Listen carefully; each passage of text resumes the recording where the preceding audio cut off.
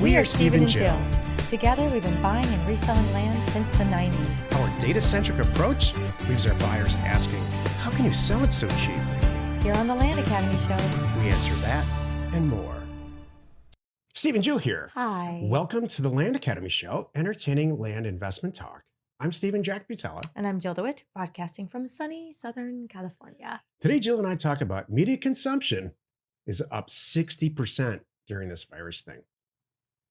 I was just thinking, like, we haven't changed our intro and we shouldn't, we're all sitting here happy, but like the world's off work and there's all these like crazy things happening, we're recording this is going to air like a week from now. So we don't really know, if it's going to be just a mess next week or done. Maybe it'll be done. Maybe. So it's like, Steve and Jill here. Oh, what are you guys so happy about today? Because the world's over. Before we get into it, let's take a question posted by one of our members on the landinvestors.com online community. It's free. Brian wrote, so I got my title report back on a property in South El Paso County. First deal, yay. One of the exceptions on a title policy that bothers me is that there's only one? Yeah, I know, right? Yeah, wait for it. There'll be plenty more coming. That there are water permit restrictions from an ordinance that was passed back in 2006. However, when I look at the county website, there are a lot of sales in that area immediately around my property in the last year. Should I be worried about this? My next plan of action is to call the county and find out if the permits are being issued in that area. However, if they're not, is that a deal killer if the local market has adapted and sales are still happening? At the end of the day, what matters if this property is selling in the area, right? If their property is selling in the area, right? Yeah. I mean, that's really kind of how I feel. You know what's so interesting about this climate and everything that we're going on right now? If you haven't seen the prepper community become more and more vocal, then your eyes are closed because they're everywhere. It's kind of funny. So what was the arrow? Was that you? No, I'm like, heck yes. Like, what is that's truth, man. I've been watching and get these emails because of the land business. We naturally have, provide land for everybody. And a lot of our preppers, they've been asking for this land and want to go out there for a long time. My point of this is they have it all solved. They've solved this years ago and I love it. They have so many water collection and purifying. I just read a whole article on all kinds of alternative water solutions that you can do. Stephen is a pro at this. This is just kind of a hobby for him / health for him, because he actually does things to the water in our own home to make sure that we're even healthier. It's not right out of the tap. What's so funny? You make me sound like a serial killer. I do things to my family's water. Make it more healthy. He does. Yeah. No, let me clarify. All I know is I sleep really well at night and I never know what happens. Yeah. My head hits the pillow and I'm out. I have a water distillation plant, just to set the record straight here. Okay. We have been distilling waters in our family for years. Does things to the water. He also gives me these weird vitamins every morning. I don't know what they are, but I take them. I'm just kidding. That would be so funny. There's so many funny things I could say right now. Here, baby, take this. Don't ask. This parlays us into one of the unintended consequences of this virus environment we're in is that we're all spending a lot of time with each other. Yeah. And we're not good, used to bad, or otherwise. So he does things to the water and I feel great. Yeah. Could be taken a lot of different ways. Okay.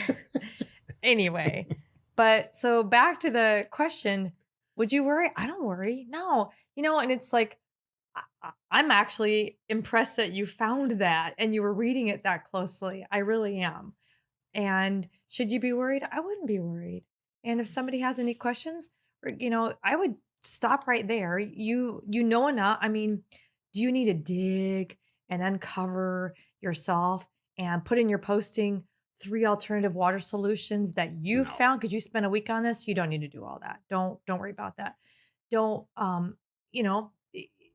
if anybody asked you about it, I would clearly say, yeah, I saw that too. That piqued my interest.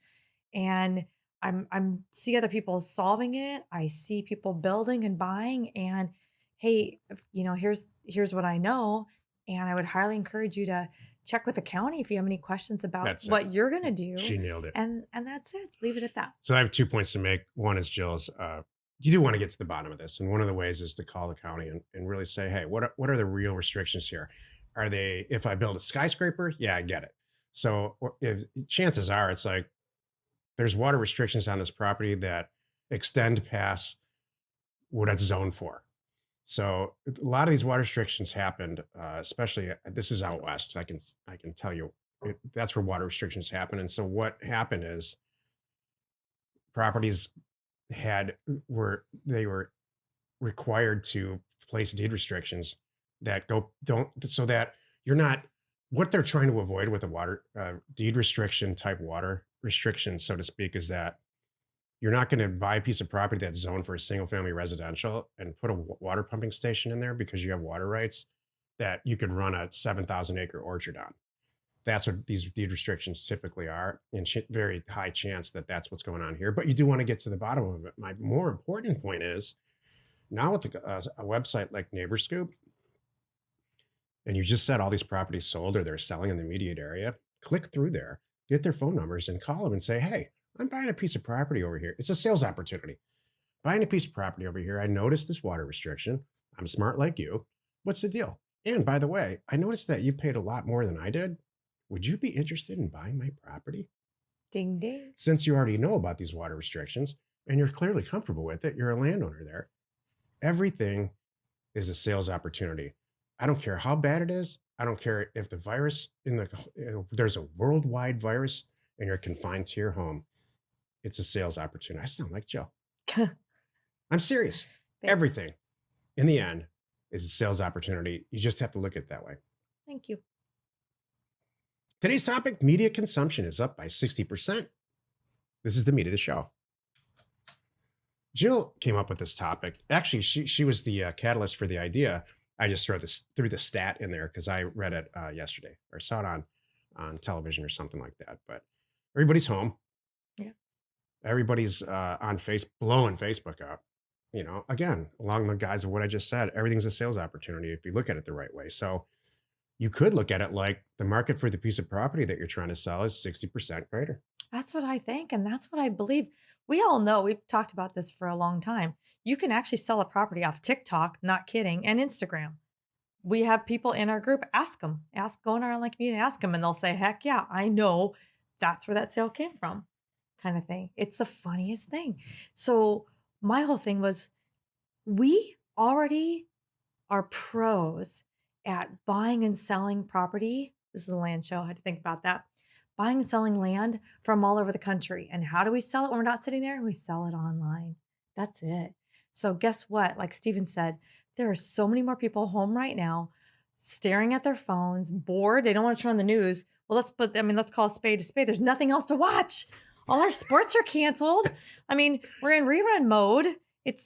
I'm kind of curious what's going to happen. I have not tuned into the late night shows, but I'm really curious because I hear like Jimmy Kimmel and other people, like they're doing shows from their bathtub, doing silly things because the guests aren't there and they have to fill this hour and a half. And I'm like, that does not sound fun.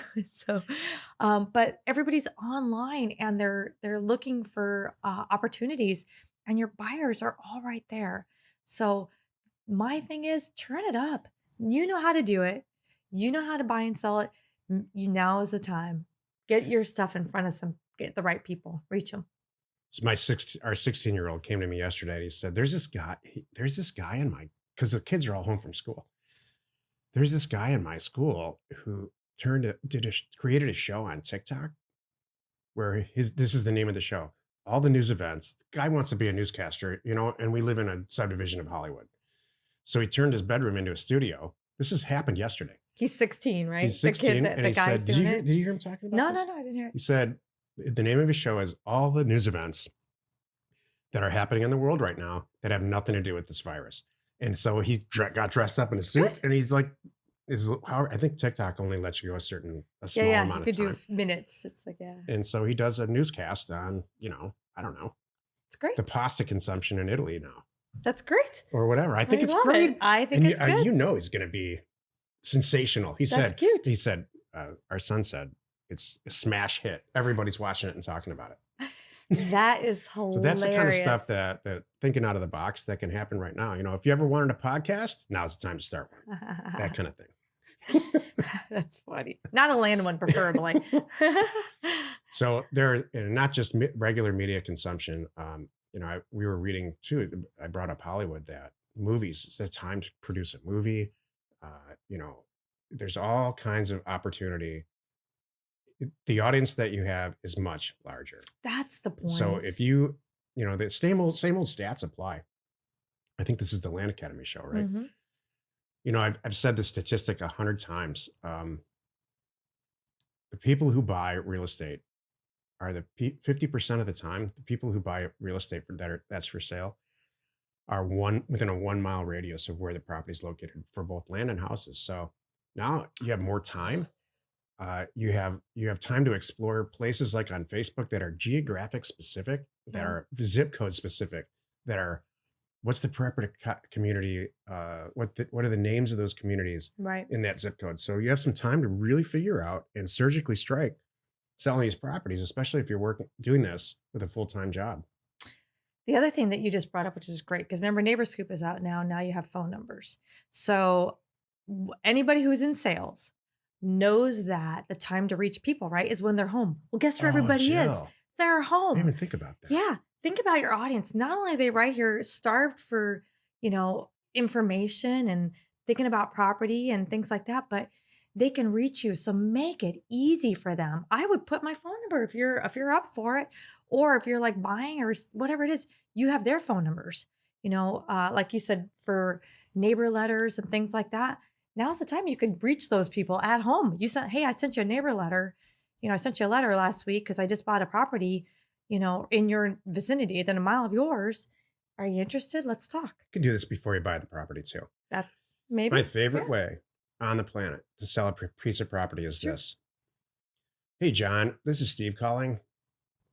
I'm about to buy, or I just purchased the house a half a block down from you. The address is 762. I think you're 143. I just want to let you know before we put it on the market. I know you're close by. Looks like you don't have a mortgage, and on and on and on, whatever stats I can gather to make it a real phone call, not a sales call. Right. And I say, I just want to let you know before we go to the market, I think you bought your house in 1999 for $205,000. Hey, I just bought this house for $180,000. If you have friends or family that want it, or you have some kids, I'm happy to offer to you way cheaper and faster without real estate agents and the big mess of it. So just give me a call if you're interested, and give me a call if you're not interested anyway, just so I can take you off my list. And I don't mean to be intrusive. I know nobody likes sales calls. That's not what this is. It's an owner to owner thing. Right. That was perfect. You just typed one other thing, make it easy for them. Yeah. Yeah.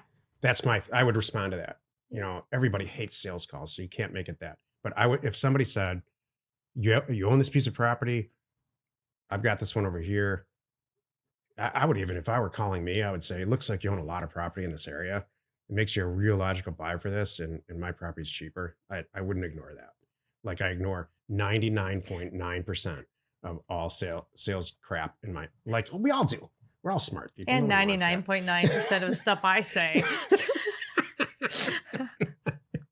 Just throw that out there. I don't just ignore it. I hate it. Oh, thanks. Me? No. Oh my God. What? Thanks a lot. That better be a joke. Okay. Yes.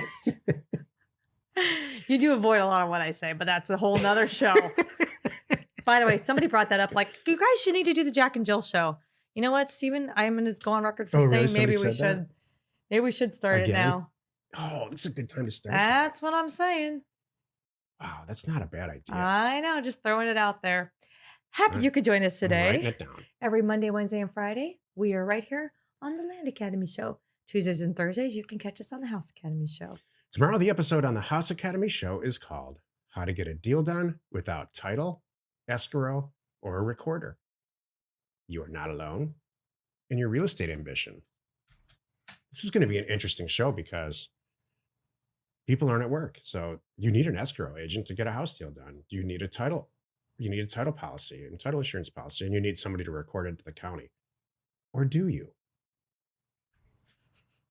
The Land Academy show remains commercial free for you, our loyal listener. So wherever you're watching, wherever you're listening, please subscribe and rate us there. We are Steve and Jill. Information and inspiration to buy undervalued property.